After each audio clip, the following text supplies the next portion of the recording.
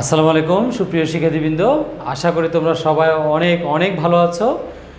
শিক্ষার্থী, বার্ষিক পরীক্ষা সিলেবাসের উপর ভিত্তি করে আমাদের এই অনলাইন ক্লাস পরিচালিত হচ্ছে এবং তোমাদের প্রিয় বনশ্রী ন্যাশনাল আইডিয়াল স্কুল কর্তৃক আয়োজিত বিএনএস হোম স্কুল ক্লাসে আজ শুভেচ্ছা এবং স্বাগতম জানাচ্ছি।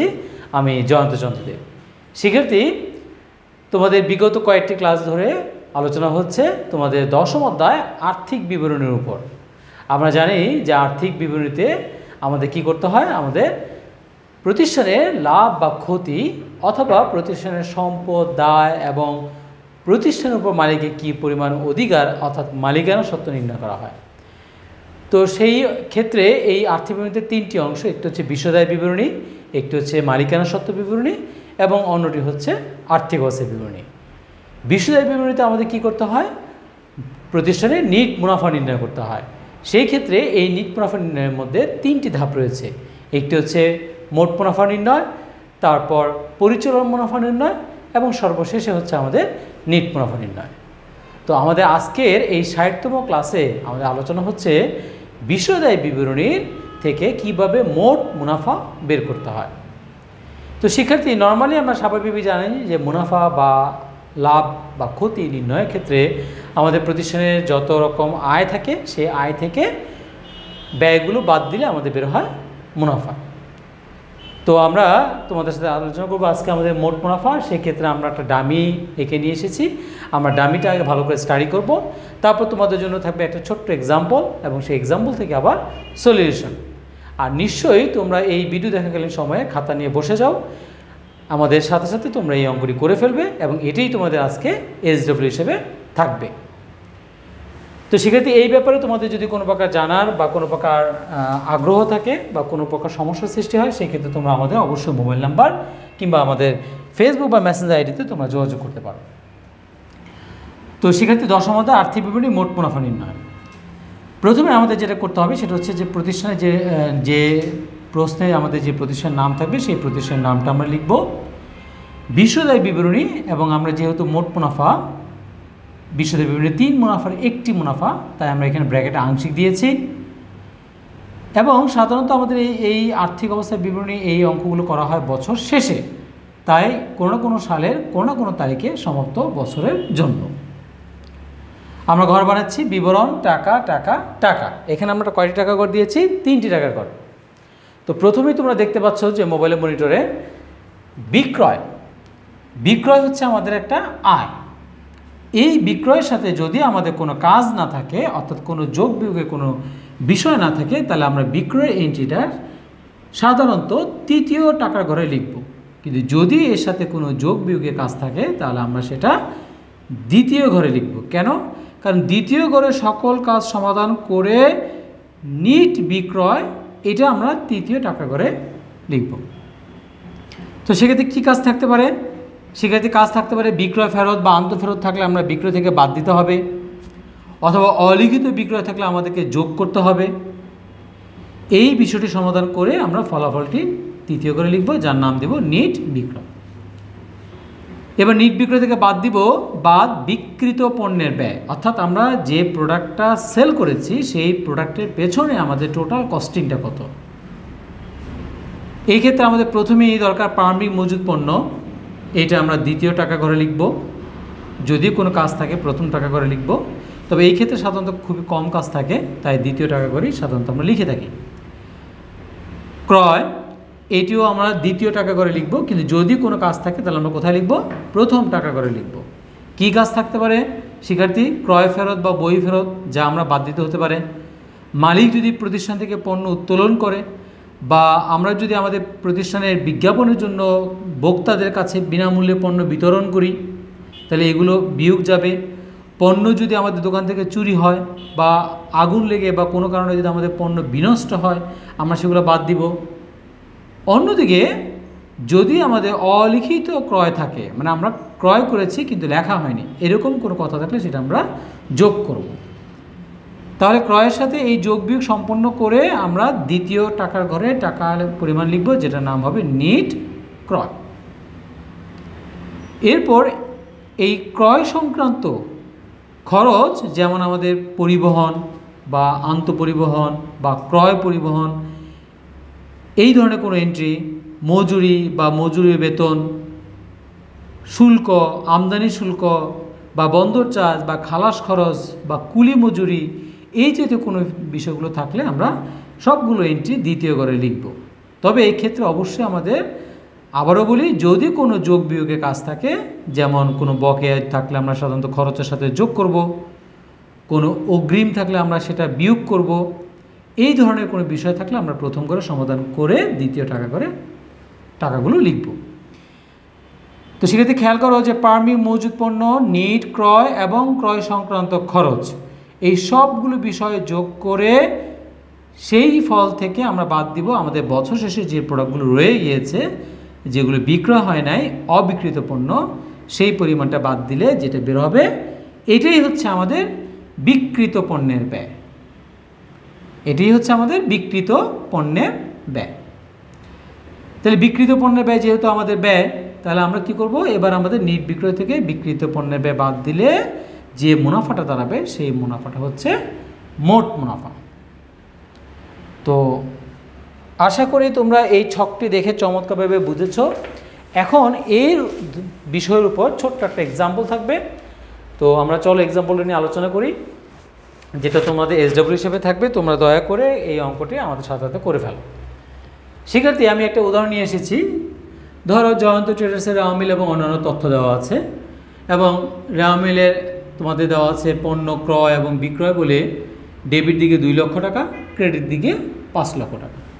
তো আমরা জানি যে ক্রয় মানে ব্যয় আর ব্যয় মানে ডেবিট, তার মানে 2 লক্ষ টাকা হচ্ছে ক্রয় আর ক্রেডিট আয় 5 লক্ষ টাকা হচ্ছে আমাদের বিক্রয়। ফেরতের মধ্যে ধরো 5,000 টাকা এবং 4,000 টাকা দুটো ফিগার দেওয়া আছে। তো এই ডেবিট দিকের ফেরতটা হচ্ছে আমাদের বিক্রয় ফেরত, অর্থাৎ বিক্রয় আমাদের আয় ক্রেডিট, বিক্রয় ফেরত আমাদের ডেবিট। অন্যদিকে ক্রয় আমাদের ব্যয় ডেবিট, ক্রয় ফেরত হচ্ছে আমাদের ক্রেডিট।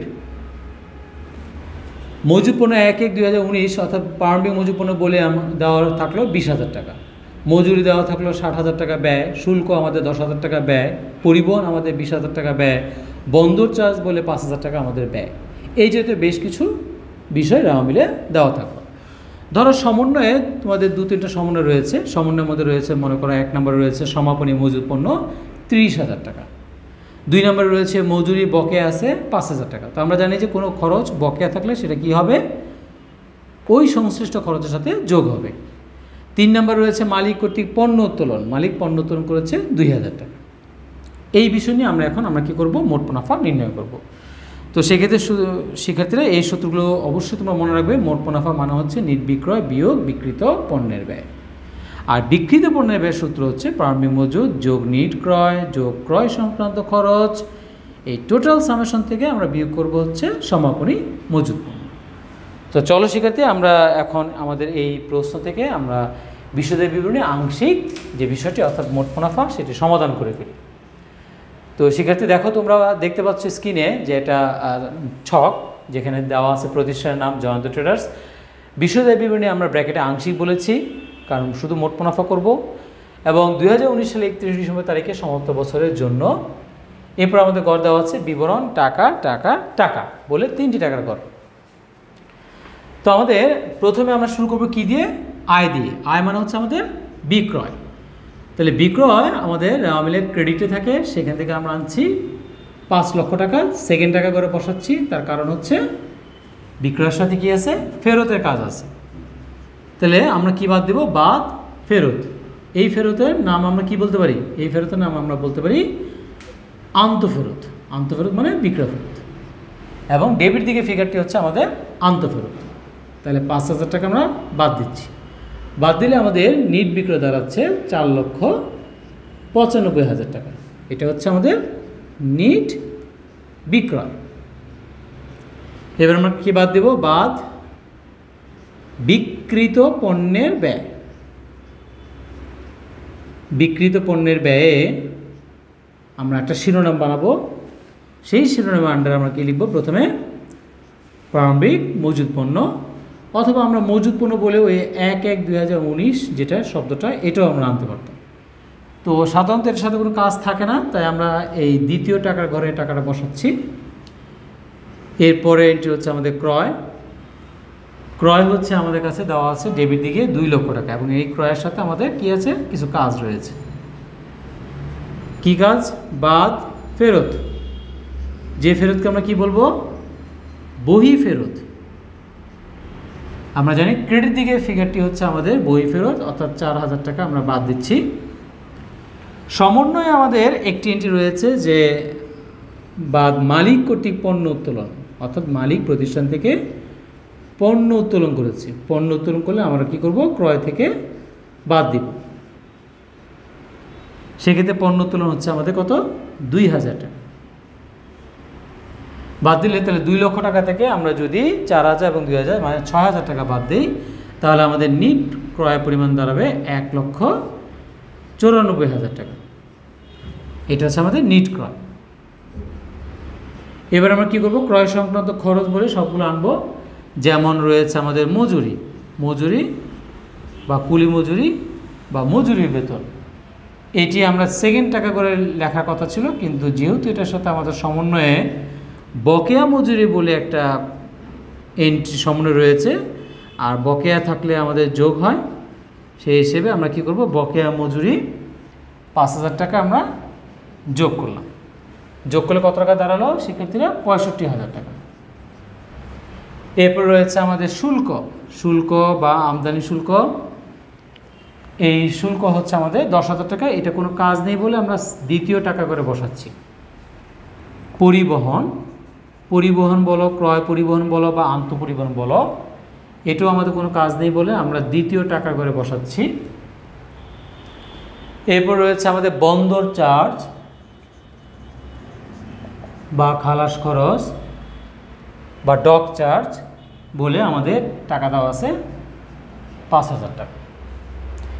এবার আমরা কি করব? আমরা পারমিট মজুপনের সাথে পারমিট মজুপন ক্রয় এবং ক্রয় সংক্রান্ত খরচ সবগুলো আমরা যোগ করব। এই সবগুলো যোগ করে আমরা বের করব আমাদের এখানে টোটাল সামেশন কত। তাহলে আমাদের পারমিট মজুপন রয়েছে 20, নিট ক্রয় হচ্ছে 1,94,000, এরপরে 65, 10, 20 এবং 5, তাহলে টোটাল হলো 3,14,000 টাকা। এবার এখান থেকে আমরা বাদ দিব বাদ সমাপনী মজুদ পণ্য, যেটা আমাদের সমন্বয়ে থাকে, সেটা হচ্ছে 30,000 টাকা। এই 30,000 টাকা আমরা কি করব? 3,14,000 টাকা থেকে বিয়োগ করব। তাহলে আমরা 30,000 টাকা বিয়োগ দিলে আমাদের বিক্রিত পণ্যের ব্যয় দাঁড়াচ্ছে 2,84,000 টাকা। এটা হচ্ছে আমাদের কি শিক্ষার্থী? বিক্রিত পণ্যের ব্যয়। এবার আমরা ওই আমাদের যে আয় রয়েছে প্রতিষ্ঠানে, অর্থাৎ 4,95,000 টাকা আমাদের নিট বিক্রয় ছিল, সেখান থেকে বাদ দিলে আমাদের ফলাফল দাঁড়াচ্ছে 2,11,000 টাকা। এটি হচ্ছে আমাদের কি? মোট মুনাফা। শিক্ষার্থী, আজকে তোমাদের সাথে আমরা মোট মুনাফার ছক আলোচনা করলাম, সূত্র আলোচনা করলাম, এবং একটা এক্সাম্পলও তোমাদেরকে আমরা উদাহরণ হিসেবে দেখিয়ে দিলাম। এবং এই অঙ্কটি কিন্তু তোমাদের SW হিসেবে থাকবে, যা তোমরা অবশ্যই আগামী রবিবার দিন জমা দিবে। তো আশা করি তোমরা এই ক্লাসটি চমৎকার উপভোগ করেছো এবং শেষ পর্যন্ত তোমরা দেখেছো বলে তোমাদেরকে জানাচ্ছি আমাদের এই চ্যানেলের পক্ষ থেকে শুভেচ্ছা। চ্যানেলের পক্ষ থেকে তোমাদের জানাচ্ছি অনেক ধন্যবাদ। তো আবারও লিখে দিলাম যে আমাদের SW হচ্ছে CW to SW। তো আগামী ক্লাসে এইটার উপরে আরও আলোচনা হবে। তোমরা অবশ্যই প্রত্যেকটি ভিডিও মনোযোগ সহকারে দেখবে এবং আমাদের প্রতিষ্ঠানের সাথে সবসময় যোগাযোগ রক্ষা করে চলবে, সেই আশা রেখে বিদায় নিচ্ছি আমি জয়ন্ত চন্দ্রদেব। ভালো থেকো, সুস্থ থেকো।